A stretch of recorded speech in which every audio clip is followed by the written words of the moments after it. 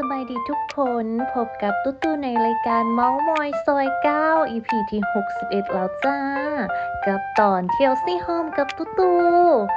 ซึ่งมื้อนี้ตุ๊ตู่กะต่อจาก EP ที่แล้วเนาะที่ว่าหมายย่างกินข้าวกับหมูอยู่ที่ซี่โฮม โมมาฮุบไหนมาฮุบไหน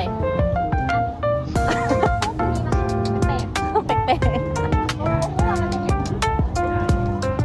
ตุ๊ตู่กับบังเอิญมาเจอกับเทศกาลนี้เนาะ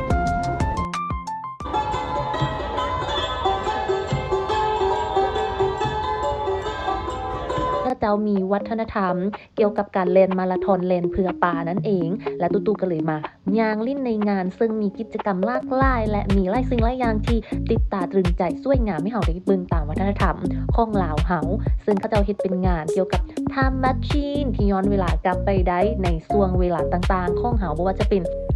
ยุคปัจจุบันยุคอดีตและยุคอนาคตที่มีเรื่องไฮเทคหลายอย่าง